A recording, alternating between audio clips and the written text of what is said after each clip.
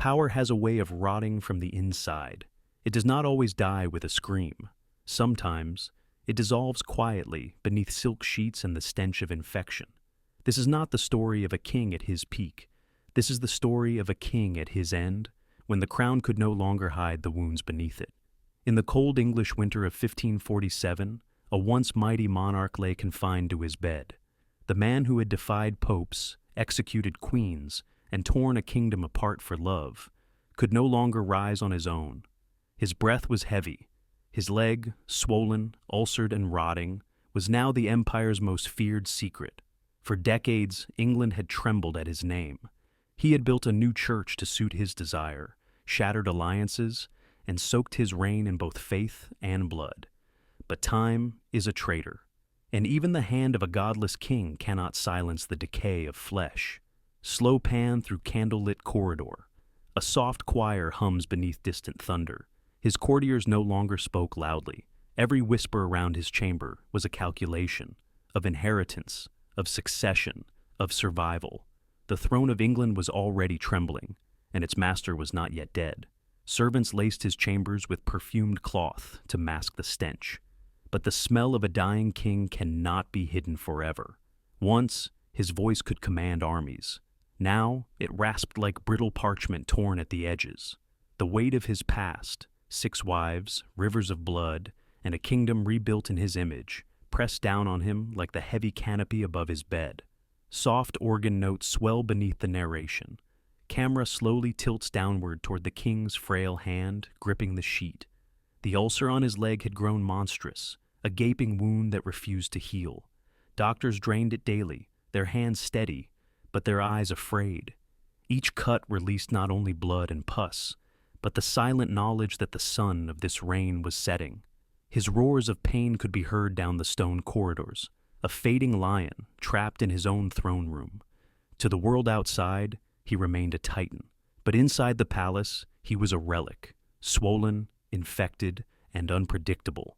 Every decision he made in those final days carried the weight of England's future, and those around him were already rehearsing life without him. His mind wandered through corridors of betrayal. The faces of his wives returned to him. The smiles, the accusations, the silent prayers whispered before the axe fell. For a king who had defied heaven, death was now the only audience left. Whispering winds sound under narration. A faint heartbeat echoes. Catherine of Aragon. Abandoned. Anne Boleyn, beheaded. Jane Seymour, died birthing his heir. Anne of Cleves, annulled. Catherine Howard, executed. Catherine Parr, the survivor. Each name, a stone in the tomb of his soul. As his body failed, so too did the illusion of divine right. No priest could ease his agony. No scripture could rewrite the blood that stained his hands. He had created his own church to escape God's punishment, but even kings cannot rewrite the laws of death. In those final nights, the king refused to confess. He had sent others to the block for their beliefs. Now he clung to his. He ordered the doors closed. No one was to speak of weakness, but his silence spoke louder than any prayer. Soft, distant church bell tolling. Camera slowly zooms toward the darkened bed. He was once the embodiment of power, towering, athletic, handsome. But beneath the layers of velvet and fur, the disease of years was eating him alive. His waist measured over 50 inches. His heart struggled to keep rhythm. His breath rattled like a rusted gate in the wind. Those around him walked carefully, not out of loyalty, but fear. A dying king could still order a death with a whisper. And no one wanted to be the last victim of his paranoia. He began to lose track of time. The walls melted into memories of battles fought, queens lost, sons buried. Even his own name echoed back at him like a stranger's. Henry, Henry, Henry. Low heartbeat intensifies. Camera drifts through blurry corridor. Outside his chamber, the council was already dividing his kingdom. Plans were drawn, oaths whispered. His 9-year-old son would inherit a fractured throne, and those who smiled at the dying king were already sharpening their knives for the living boy. On the 27th of January, 1547, as night deepened, the silence in his room grew thicker. His breaths came in ragged bursts. His pulse fluttered like a candle about to die. And in that stillness, The king who had torn down altars finally faced his own. Wind howls faintly outside. Choir fades into single note. He asked for no priest. He spoke no confession.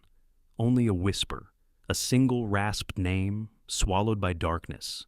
And then, nothing. The sound cuts abruptly. Total silence for a beat. The death of Henry was kept secret for days, not out of reverence, but fear. Power cannot be allowed to die before its replacement is ready. His corpse lay in the cold, wrapped in velvet, while the kingdom above him prepared to move on. The once mighty body began to swell. Blood seeped through the wrappings, and in the frozen night, his coffin leaked a dark river onto the palace floor. The scent of death spread faster than the news of it. Whispers turned to stories. Stories turned to legends. Some claimed the leaking coffin was a divine punishment. Others swore that dogs licked his blood from the floor before dawn. Power has strange ways of leaving its mark. In the end, there was no grand ceremony of peace, no saintly king ascending to heaven, only the slow decay of a man who once believed himself greater than God. And the throne waited for its next soul to consume. Low drumbeat echoes like a heartbeat fading away. His death did not bring closure, it brought a storm. A boy king would inherit a fractured realm.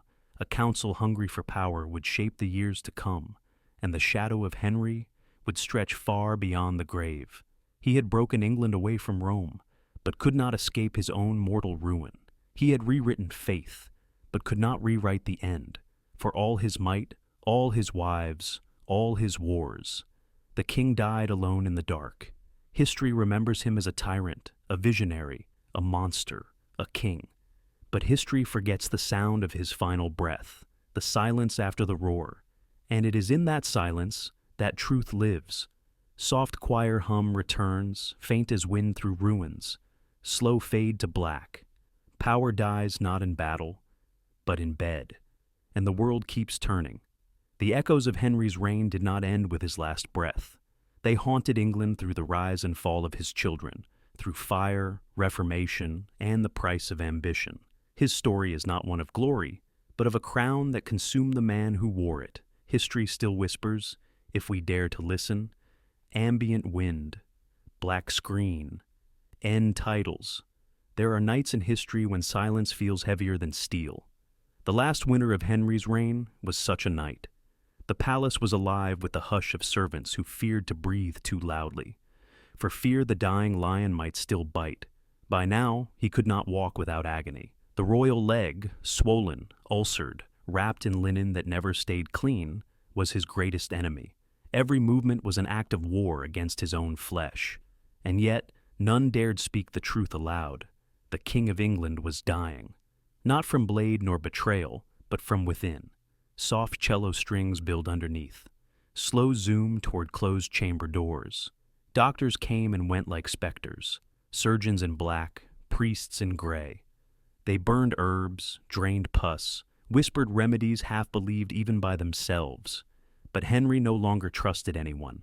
His eyes, once bright with imperial fury, now scanned every shadow like it was a throne waiting to be stolen. He did not forgive easily. Even at the edge of death, his mind returned to enemies real and imagined, to cardinals who defied him, nobles who questioned him, and wives who dared speak. The crown he had once worn like armor had become a weight he could not bear. Low rumble of distant thunder. Camera slowly circles the bed. Servants whispered of the smell before they whispered of his death. No incense could hide it. No perfume could bury it. It crept beneath the door and down the halls like a warning. This was no longer the scent of roses and velvet. It was the scent of a throne rotting before the crown had fallen. Behind the heavy tapestries, the Privy Council gathered, whispering, waiting. Every man in that chamber calculated not how to save the king, but how to outlive him. The child prince was next in line, and where there is a child on a throne, there are wolves in the shadows. It was no secret that his temper, once volcanic, had become unpredictable, dangerous even for those closest to him. One word, one glance, one imagined betrayal could cost a man his head. Even his last wife, Catherine Parr, walked the palace halls as if stepping over buried bones. Soft, high strings tremble like wind through old rafters. Camera slow pans through empty corridor. Henry's voice, once a booming command across battlefields and courts, had dwindled into gravel and breath. He barked at servants with a hoarse rasp, more beast than man. But when the room was empty, he sometimes whispered to no one at all. Some swore they heard him speak to his long-dead wives. Others claimed he begged for forgiveness no priest would grant, whether truth or fear. The palace carried his whispers like smoke through old stone. There is a cruel irony in power. The man who sent countless to the scaffold could not face his own end with courage. He raged at the silence, cursed the pain, and blamed the shadows. But death does not argue. Death waits. Low heartbeat fades under crackling fire. Camera tightens on his mouth as it twists in pain. Physicians applied poultices, herbs, and even molten lead to his wounds, desperate measures disguised as medicine. Nothing worked. The ulcers festered, the flesh blackened. Each night he survived was not a victory, but a delay. Rumors spread faster than fire. The king cannot stand. The king cannot breathe. The king is already dead. The court dressed these whispers in silks, but truth always bleeds through velvet. As the illness deepened, so too did his paranoia. Every man was a traitor waiting to strike, every priest a spy, every whisper a plot. Even the flicker of torchlight seemed to mock him. Thunder rolls. Camera slowly tilts upward from his bed toward dark beams of the ceiling. Outside his chamber, the empire continued to breathe, but inside, time had stopped. Every tick of the clock was another inch of soil covering a living grave. The throne, empty and waiting, cast a longer shadow with each passing hour. This was no glorious end for a king who once saw himself as chosen by God.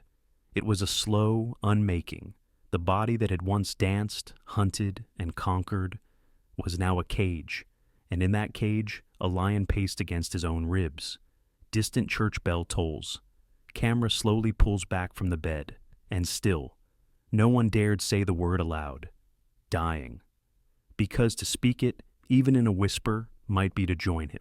In these final days, Henry became more legend than man to those around him. A specter that breathed, a crown that glared, a shadow that ruled even as its heart failed.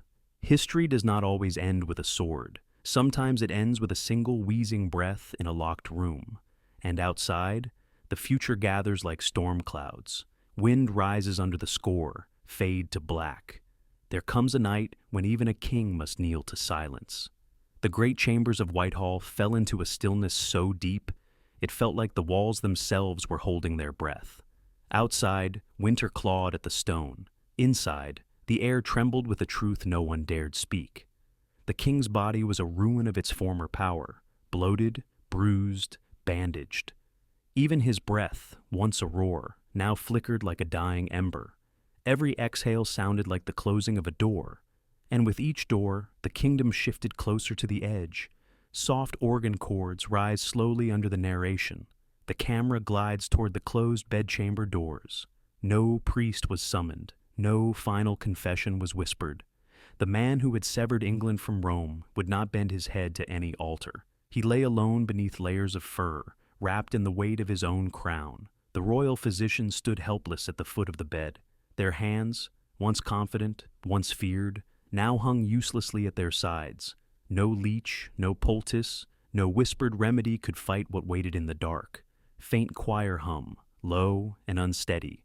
Camera slowly pans across the faces of the physicians. At the stroke of midnight, Henry's breath faltered, once, twice, then held. For a heartbeat, the palace forgot itself.